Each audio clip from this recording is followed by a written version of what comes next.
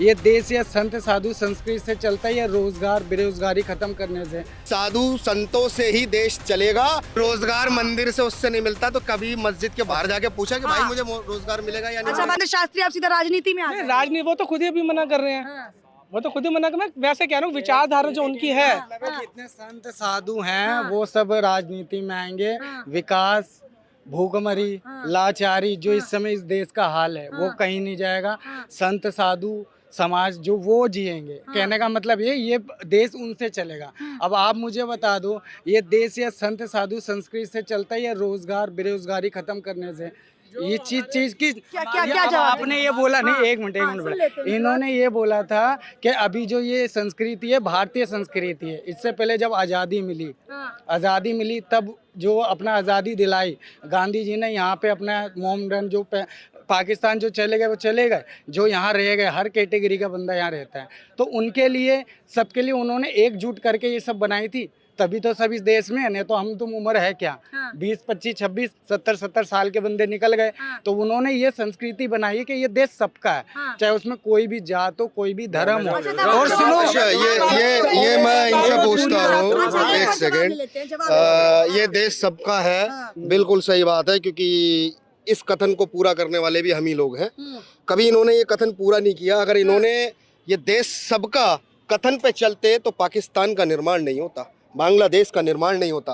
अगर ये देश सबका था, थे क्या ये थे जो इनके पास अद्भुत ज्ञान है ना, क्योंकि ये देश सबका है, ये कहते कौन, वो हम हैं। लेकिन इन जैसे लोग रोजगार और बेरोजगार को मंदिरों से जोड़ रहे हैं। कभी मंदिर के बाहर जाओगे ना, मैंने क्या बोला, मेरे कहने का मतलब है कि अगर ये देश साधु संतों से चलेगा तो रोजगार का क्या होगा? देखिए, साधु संतों से ही देश चलेगा और रोजगार की व्यवस्था सरकारों की होती है और संस्कृति की सुरक्षा हमारे संतों की होती है।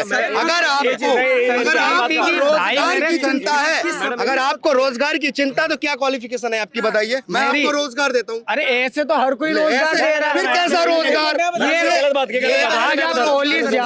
आप कॉलेज जाओ, वहाँ एक इंटरव्यू लो, किसी भी कॉलेज जाओ, और जो वहाँ से निकल रहे हैं ना पास आउट होके, उनसे पूछो कि भैया इन फ्यूचर क्या है तुम्हारा। मैडम आप मुझे एक बात बताओ, अभी एक बार पहले ना एक सवाल मेरा इन भाई से है कि ये इन्होंने 1947 की बात करी, इन्होंने साधु संतों की बात करी और इन्होंने मंदिरों की बात करी ना, और इन्होंने कहा ये देश सबका है। मैं इस हर मुद्दे का जवाब देता हूँ। पहले आप इनसे ये पूछो कि 1947 की इन्होंने बात करी, तो 1947 में गरीबी कितनी थी, बताना एक बार। गरीबी आज देख लो, जनसंख्या कितनी थी 1947 में? मैडम नहीं पता, आप सुनो मेरी बात, देखो मेरे को सब पता है। सुन भाई सुन, अरे भाई मैं तो पढ़ के बैठा हूँ, 15 साल से पढ़ रहा हूँ, मुझे सब पता है। सुन लो, जवाब लेते हैं, सुन लो, कोई बात नहीं। अब आप देश के लिए पता है आपको, G20 का मतलब 20 ग्रुप देश, 20 कंट्रियों की कंट्री, ये अकेला नहीं है, ये देश 20 कंट्री है। अच्छा लेकिन एक सवाल मेरा, एक मिनट सर, एक सवाल मेरा ये था, आप कह रहे हैं G20 जो है वो 20 देशों का समूह है, तो जो अभी तक G20 का सम्मेलन भारत में नहीं हो रहा था वो अब भारत में होता, क्या ये भारत के लोगोर के लिए गौरवशाली नहीं बात है? अब कहाँ से आया? पहले किसी दूसरे देश में था, अब इस देश में। जैसे कॉमनवेल्थ गेम थे ना, हर कंट्री में होते हैं, ठीक। लेकिन 70 सालों में तो नहीं हुआ है ना कॉमनवेल्थ जो है, 70 सालों में भारत में होता आ रहा है सर, लेकिन जो G20 है वो इस साल हुआ है। इस साल इसलिए हुआ ना। अब आप कॉमनवेल्थ गेम के साथ साथ हर चीज को देखो कि टाइम से हर चीज आती है। भाई मैं सब जोड़ रहा है भाई मैं 2 मिनट मैम G20 अभी स्टार्ट हुआ, इसका रिजल्ट नहीं आया। अच्छा इसका जवाब मैं 2-3 मिनट मैं 3-4 मिनट 2 मिनट के लिए एक बहुत ज्ञान की बात है, शायद कांग्रेस कभी नहीं देगी, ना ही रवीश कुमार का चैनल देगा। तो ये चैनल सुगंध टीवी दे रहा है, तो सुन लो ध्यान से सुन लो। मैडम 34 करोड़, देख सुन आंकड़ों के साथ बता रहा हूँ, वेरीफाई कर लियो। 34 करोड़ इस देश की जनसंख्या थी सन 47 में, जिसमें से 4 करोड़ लोग जो थे वो गरीबी रेखा के नीचे थे, बाकी अबव एवरेज और अमीर थे। अब आज हम मोदी जी ने 75 साल बाद कितने लोगों को राशन पहुंचाया? 84 करोड़ लोगों को। मतलब 4 करोड़ लोगों को, अगर 4 से 84 करोड़ गरीब हो गए, कितने गुनी बड़ी गरीबी मैडम? 22 गुना। कितना हुआ? 4 दूनी 8, 21 गुना। और जनसंख्या कितनी गुनी बढ़ी 75 सालों में? कितनी गुना बड़ी जनसंख्या? आज 142 करोड़ जनसंख्या है मैडम, 34 करोड़ से 142, मतलब ऑलमोस्ट 5 गुना। अगर जनसंख्या 5 गुना बढ़ी है तो गरीबी भी तो 5 गुना बढ़नी चाहिए। गणित के आंकड़े बोलते हैं ना। दूसरी बात, एक और ma'am please let me complete 2-3 minute में ले रहा हूँ। मैडम इस देश में अगर आप बर्थ रेट कैलकुलेट करोगे ना, हिंदुओं की बर्थ रेट इस देश के अंदर 96 करोड़ जनसंख्या थी, आज की डेट में 96 करोड़ लोग हैं जो एक्सेप्ट मुस्लिम्स हैं, हिंदू, सिख, पारसी, सारी कम्युनिटीज। मैडम मात्र 2 करोड़ जो मुसलमान 1947 में 2 करोड़ थे, उनकी जनसंख्या 30 करोड़ है। 15 करोड़ वोट बैंक के चक्कर में इन्होंने मुसलमानों को खराब करके रख दिया। और ये बात कर रहे हैं रोजगार की। अब मैं रोजगार की बात बताता हूं आपको। 142 करोड़ जनसंख्या जिस देश में हो ना, अगर पूरे देश के 196 देश हैं पूरे संसार के अंदर, अगर 196 देश की हर देश से 10 कंपनियां भी आ जाए ना भारत के अंदर, तो भी 142 करोड़ लोगों को रोजगार नहीं दे सकती। क्या बात कर रहे हो यार, रोजगार कर रहे हो। दूसरी बात मैडम, दूसरी बात बता रहा हूं आपको। आप एक काम करो, आप हर नेता, जितने भी नेता है ना, पिछले 75 सालों के अंदर जितने भी नेता है ना मैडम, जिनकी सालाना इनकम मात्र 10-50 हजार लाख हुआ करती, आज उनके हजार करोड़ों की संपत्ति है उनके पास। और मैडम दूसरी बात बताता हूं, हर देश के अंदर ना, जो आप वर्ल्ड का किसी भी देश को उठा के देख लेना, यूरोप की कंट्रीज को उठा लो, आप ब्रिटेन को देख लो, यूएस को देख लो, मैडम ये जितने भी देश है ना, जहां पर कैपिटा टैक्स कलेक्शन होता है ना, तो उनके ऊपर इन्वेस्ट भी पर कैपिटा होता है। पूरा भारत मैडम, पूरे वर्ल्ड में सिर्फ एक मात्र भारत ऐसा देश है जहां पिछले 75 सालों से टैक्स पर कैपिटा तो कलेक्ट हुआ, लेकिन इन्वेस्ट पर कैपिटा नहीं हुआ। दिक्कत वहां है भाई, समझ आइए। इनके आप भी यही रुकिए, इनकी एक बात का जवाब, ये अभी निकल रहे थे ना इसे ऐसे करके कि मेरे लिए इन्होंने क्या बात बोली थी कि भाई तुम उस टाइम विभाजन के समय थे भाई, मतलब कि इनके पास बहुत बड़ी बुक है जो कि हमें पता ही नहीं चलेगा कि हम लोगों के क्या हालात हुए। अच्छा, आपके जवाब, आपका सवाल नहीं मैडम, इनका कहना था कि जब विभाजन के बाद ये सबका देश हो गया और पाकिस्तान मुसलमानों का देश हो गया, वहां से 17 से 3% पे आ गए। इनको उनका नहीं पता लग रहा है, ये पुराने वो मुगलों वाली कॉपियां लेके डोल रही है लोग। अब इस देश का लोग जागरूक हैं, चाहे वो किसी भी मजहब का हो, उन्हें पता लग रहा है कि हमारे संग हुआ क्या। अब जब जागरूक हो रहे हैं, लोगों को पता लग रहा है, लोगों को बताया जा रहा है, तो ये वो लोग हैं, इनको दर्द हो रहा है। क्या जवाब देंगे जिस तरीके से उन्होंने पूरा आपको डेटा कैलकुलेट करके बता दिया है कि बेरोजगारी दर पहले क्या थी, अब क्या है? मेरा सवाल ये कि जो डेटा की बात है, देखो डेटा तो सबकी अपना डेटा सबके पास है और सब अपनी बात करते हैं। अपनी देश की बात होती है यहाँ पे, तो अपनी बात। मैंने रोजगार बोला भाई, ये देश रोजगार नहीं। अच्छा, इनका क्या सवाल था? साधु संत की बात और बता रहा हूँ, पिछले 75 साल में ना, सिर्फ तुम साधु संत की कही है ना, एक मात्र मंदिर ऐसी चीज है, एक मात्र मंदिर ऐसा है जिसमें सरकारी अधिकार है। अरे सरकारों का अधिकार है मंदिरों पे। अच्छा, ये कह रहे हैं आप एक मिनट, आपने कहा, इन्होंने कहा है कि ये देश जो है साधु संतों से नहीं बल्कि रोजगार से चलेगा, तो क्या लगता है कितना सही कितना गलत? देखो अरे सर सुन तो लो, आपको पता है तिरुपति बालाजी जो मंदिर है उसके कितने ट्रस्ट चलते हैं, कितने हॉस्पिटल चलते हैं, कितने स्कूल चलते हैं। मैं कर्नाटक गया था मैडम, एक कम्युनिटी है जीएसबी के खुद मैंने 20 से ज्यादा इंस्टीट्यूट देखे, और बच्चों को वो स्कूल है 123 स्कूल उनके, और वहाँ पे हर वर्ग का बच्चा पढ़ने आता है, उन्हें शिक्षा दी जाती है मुफ्त। ये स्कूलों के माध्यम से तो हो रहा है, और मंदिरों में से ही पैसा जा रहा है वहाँ पे, और उनको वहीं से वजीफा दिया जा रहा है, वहीं से ग्रांट मिल रही है।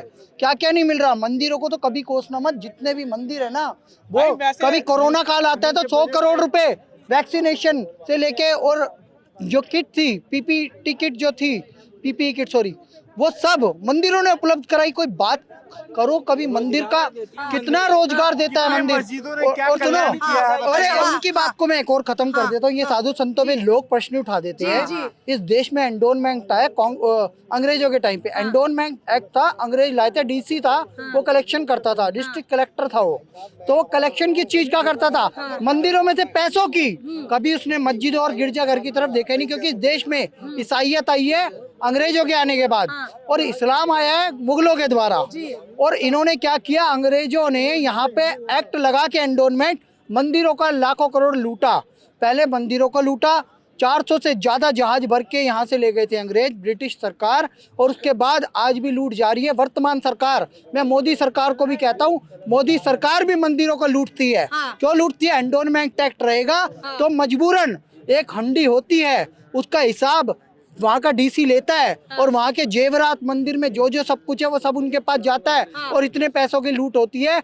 मदरसों को, मस्जिदों को और ईसाई घरों को जाता है, ईसाई स्कूलों को जाता है वो फंड, उस पर रोक लगनी चाहिए। करोड़ों अरबों रुपए का आज भी हिंदुओं को लूटा जा रहा है, हिंदुओं के मंदिरों को लूटा जा रहा है। इसे हमें गौर करने की जरूरत है। और इस देश में एक बात और बोल दूं, ये बोल रहे हैं ना, उन भाई साहब ने बोला कि यहाँ 30 करोड़ आबादी होगी, 2 करोड़ मुसलमान से। एक बात और जोड़ देता madam, all India Muslim personal law board है, हिंदू पर्सनल लॉ बोर्ड नहीं है। ये संविधान के खिलाफ है। वक्फ बोर्ड बनाता है, वो 125 संपत्तियां कांग्रेस की सरकार जब जाने वाली थी दिल्ली की दे दी थी। देश में करोड़ों की संपत्ति वक्फ बोर्ड के नाम पे लूटी जाती है, जिसकी अदालत है लखनऊ में। वहाँ पे उर्दू में हियरिंग होती है, वहाँ पे जज भी मुस्लिम, वहाँ वकील भी मुस्लिम। मुस्लिमों की आबादी अगर 30% होगी तो टोटल आबादी की 5% आबादी को अल्पसंख्यक माना जाता है। मोदी सरकार मुसलमानों से तुरंत अल्पसंख्यक का दर्जा छीन ले, नहीं तो हम बीजेपी के मैनिफेस्टो में डलवाएंगे। अच्छा, आप इनके बात से अब भी आपको कुछ सहमत है या नहीं? मैं आपको अपना जवाब मिल गया? हाँ, बिल्कुल बच गया हो। जैसे जैसे रोजगार की बात कर रहे थे, मंदिर और मस्जिद को जोड़ रहे थे। मैंने ना मंदिर बन रही है, मंदिर बनेगा जितना कितना रोजगार पैदा होगा। अच्छा, इनका सवाल सुन लीजिए। मैम मेरा कोई सवाल नहीं, भैया ने बोला ये मंदिर जोड़ रहा है। मैंने रोजगार कहाँ से पैदा होता है? मंदिर में अपना घर है, देश की नहीं कहने की बात है। सवाल इनका ये था, इनसे ये पूछो कि रोजगार मंदिर से उससे नहीं मिलता तो कभी मस्जिद के बाहर जाके पूछा कि भाई मुझे रोजगार मिलेगा या नहीं? अच्छा बता, जवाब पूछूं। रोजगार मिलता है ना, यहाँ पे मंदिर का ज्ञान दे रहे हैं, यहाँ पे मंदिर का ज्ञान। अच्छा, एक बात बताओ, मैंने मंदिर पे बात बोली, मैंने संत और रोजगार। अच्छा, इन्होंने कहा है वहाँ मिलता है, मस्जिद में मिलता है, पत्थरबाजी करवाना, आतंक फैलाना, तो वहाँ मिलता है। मंदिर में मंदिर। इनका सवाल बड़ा सिंपल सा था, आप लोगों ने घुमा दिया। मंदिर की इन्होंने बात, इन्होंने कहा कि संत समाज से देश चलेगा या फिर रोजगार से। संत समाज है, वो ज्ञानी भी हैं, उन्होंने पढ़ाई की है, ग्रेजुएशन या MCA कुछ किया हुआ है योगी जी ने। संत ही है ना, राज को चला रहे पूरी दुनिया में। उनकी कितनी डिमांड हो रही है, सब जगह हर राज उनको बुलडोजर यूज करना चाह रहा है। देश है ना, ऐसे ही तरक्की करेगा बस, ऐसे तरक्की करेगा जैसे कर रहे हैं आप देख लो। अभी आपको तरक्की नहीं नजर आ रहा है? अभी आपको तरक्की नहीं नजर आ रहा है? भागने वाले लोग हैं, सच्चाई से हम जैसे लोग सच्चाई से भागते हैं, हम जैसे लोग पत्थर मारते हैं मंदिरों में, मस्जिदों में। मैंने आपका सवाल इन लोगों से पूछा, इन्होंने जवाब दिया, पर इन लोगों ने सवाल किया कि आप मौलाना और चिश्ती पर सवाल उठाएंगे रोजगार के लिए। वो मैं उन पे क्यों सवाल उठाऊं? ये सुनो, अबे मैंने भाई नहीं उठाए, मैडम ने सवाल पूछा था ऐसा। तुमने क्या पूछा था? तुम ही ने बोला था अभी कि साधु संत रोजगार देते हैं क्या? इन्होंने पूछा था कि साधु संत रोजगार देते हैं क्या? लेकिन वहीं देश में जहर घोलने वाले वो चिश्ती और वो मौलाना, वो इनको नहीं दिखाई देते हैं। वो भी गलत होंगे। सच्चाई से भागने वाले लोग ये हैं। मेरे से बड़े हैं, उम्र में भी बड़े हैं, और इन्होंने मेरे से ज्यादा दुनिया देखी होगी। अगर ये बोल रहे तो बात सही चीज में बड़े हैं। लो, अब मैं क्या बोलूं, मैंने नहीं देखा होगा। तो चलिए, ये हमारे साथ कुछ लोग जुड़े हुए थे जिनसे हमने जानने की कोशिश की। वीडियो में फिलहाल इतना ही, हाजिर होंगे एक नए मुद्दे, एक नए वीडियो के साथ। देश और दुनिया की तमाम बड़ी खबरों के लिए आप हमारे चैनल सौगंध टीवी को लाइक शेयर सब्सक्राइब करें। कैमरा पर्सन निकित मिश्रा के साथ शालिनी झा, दिल्ली, सौगंध टीवी। आप देख रहे हैं सौगंध टीवी, सौगंध वतन की।